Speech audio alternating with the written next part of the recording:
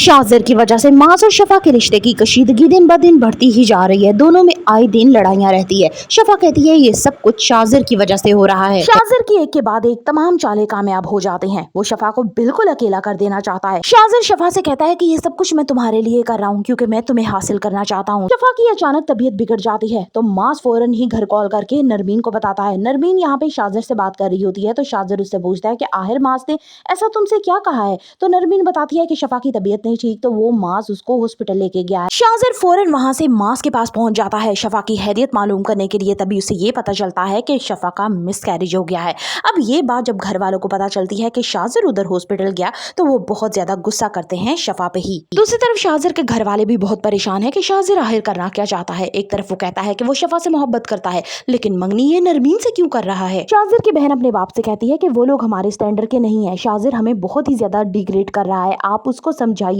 यहाँ पे उसका बाप कहता है कि अब मुझे जरूर कुछ ना कुछ करना पड़ेगा वरना ये लड़का अपनी हरकतों से बाज नहीं आएगा। शाज़र अलग सोग बना रहा है। शाज़र उसे बेहद समझाने की कोशिश करता है, उसे रोकता है लेकिन शफा बहुत ज्यादा गुस्से में होती है और वो चली जाती है। शाज़र भी अंदर ऑफिस में आ जाता है और गुस्से के आलम में चीजें तोड़ने फोड़ने लग जाता है। शफा सारे रास्ते यही सोचती है कि अब आगे क्या होगा। उमेर का ऑपरेशन भी है और किसी सूरत भी नरमीन इस बात को नहीं मानेगी कि शाज़र एक बुरा इंसान है बल्कि वो मुझे ही बुरा कह देगी। शफा ये सारी बातें सोचती जाएगी और मजीद उलझती जाएगी। एक तरफ घर वाले परेशान हो चुके हैं कि शाज़र का बिहेवियर आज से पहले उन्होंने ऐसा कभी नहीं देखा। अब वो सोच रहे हैं कि हम लोग माज से बात करेंगे यानी शफा के शोहर से। और शफा भी ये देख रही है कि शाज़र की हमारी जिंदगियों में मदाखलत अब कुछ ज्यादा ही बढ़ चुकी है। वो जितना माज को इससे दूर रहने की बात करती है लेकिन माज शाज़र की कंपनी जरूर ज्वाइन करोगी, उसने तुम्हारी वजह से करोड़ों की इन्वेस्टमेंट कर दी है। ना चाहते हुए भी शफा को शाज़र की कंपनी ज्वाइन करनी पड़ती है और यूं शाज़र सारा दिन शफा को अपने ही दफ्तर बिठाए रखता है।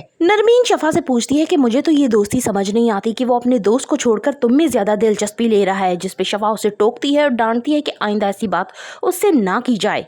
नबील काफी अरसे से शाज़र की कमजोरी ढूंढ रहा था जो शफा की सूरत में उसे बड़ी ही बआसानी से मिल जाती है। अब वो नबील कहता है कि शाज़र जितना तुमने ज़मीन मुझे करना था वो तुमने कर लिया, लेकिन अब तुम देखना कि मैं तुम्हारे साथ करने क्या वाला हूँ। ये सारा बिजनेस जो है ये मेरी मेहनत की वजह से यहाँ तक पहुँचा है, मैं तुम्हें इस तरह से हड़पने नहीं दूंगा। क्या होने वाली है नबील की अगली चाल? For the further reviews of Tapesh करनी, सब्सक्राइब माई चैनल।